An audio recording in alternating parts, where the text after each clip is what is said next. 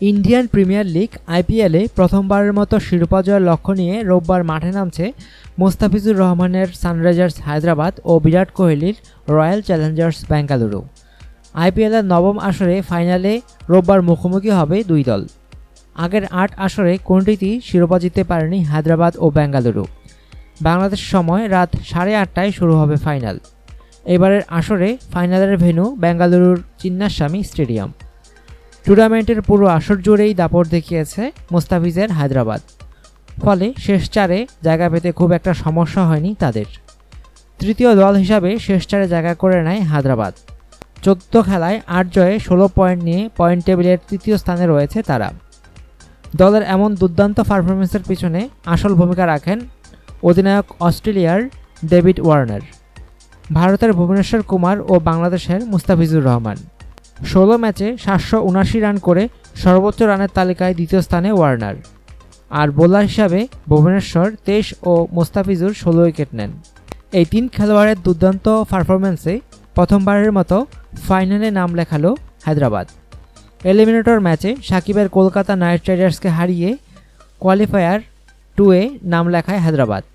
22 রানে ম্যাচটি জিতে তারা। আর কোয়ালিফায়ার 2 ম্যাচে গুজরাট লায়ন্সের বিপক্ষে 4 উইকেটে জয় পায় তারা। 58 বলে 93 রানের অপরাজিত ইনিংস খেলেন ওয়ার্নার। হ্যামস্ট্রিং ইনজুরির কারণে গুজরাটের বিপক্ষে কোয়ালিফায়ার 2 ম্যাচে খেলতে পারেনি মুস্তাফিজুর। তবে তার ইনজুরিটা খুব বেশি মারাত্মক কিছু নয় জানিয়েছেন ওয়ার্নার। ফাইনালে মুস্তাফিজকে খেলানোর ব্যাপারে আশাবাদী হায়দ্রাবাদ। ম্যাচ শুরুর আগে মুস্তাফিজের খেলার ব্যাপারে চূড়ান্ত সিদ্ধান্ত নেবে হায়দ্রাবাদ। তবে যাই হোক, ফাইনাল বলে কথা, যেভাবেই হোক দলের অন্যতম সেরা তারকাকে ফাইনালে খেলার পরিকল্পনা হায়দ্রাবাদের, এমনটাই বলা যায়। হায়দ্রাবাদের মতো দুর্দান্ত ফর্ম টুর্নামেন্টের শুরু থেকে প্রদর্শন করতে পারেনি বেঙ্গালুরু, কিন্তু টুর্নামেন্টের শেষের দিকে এসে ঝলসে ওঠে বেঙ্গালুরু। আসলে বেঙ্গালুরু বললে ভুল হবে, দলকে একাই খাদের কিনারা থেকে টেনে তুলে শেষ চারে নিয়ে আসেন কোহলি। ব্যাট হাতে রানের ফুলঝুরি ফুটিয়েছেন শেষ 8 ইনিংসে। 4টি সেঞ্চুরি এবং 6টি হাফ সেঞ্চুরি হাঁকান কোহলি।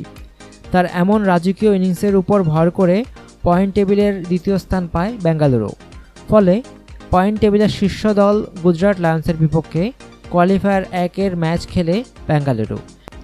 সেখানে দক্ষিণ আফ্রিকার এবি ডিভিলিয়ার্সের ব্যাটিং নৈপুণ্যে 4 উইকেটে ম্যাচ জিতে ফাইনালে উঠে বেঙ্গালুরু। 47 বলে 79 রানের অনবদ্য ইনিংস খেলেন ডিভিলিয়ার্স। ওই ম্যাচে 0 রানে প্যাভিলিয়নে ফিরেন কোহলি। তৃতীয়বারের মতো ফাইনালে উঠল বেঙ্গালুরু। তাই এবার আর কোনো ভুল না করেই শিরোপা জয়ের স্বাদ নিতে ব্যাকুল হয়ে আছে দলটি। শিরোপা জয়ের জন্য ব্যাকুল হায়দ্রাবাদও, তাই ফাইনালটি যে জম্পেশ হবে তা বলার অপেক্ষা রাখে না। লিগ পর্বে 2বার মুখোমুখি হয়েছিল হায়দ্রাবাদ ও বেঙ্গালুরু। প্রথম দেখায় বেঙ্গালুরু জিতেছিল 45 রানে, আর দ্বিতীয় দেখায় হায়দ্রাবাদ জয় পেয়েছিল 15 রানে। অনুগ্রহপূর্বক সংবাদটি শেয়ার করুন এবং খেলাধুলার সর্বশেষ খবর জানতে স্পোর্টস লাইট সাবস্ক্রাইব করে রাখুন। ধন্যবাদ।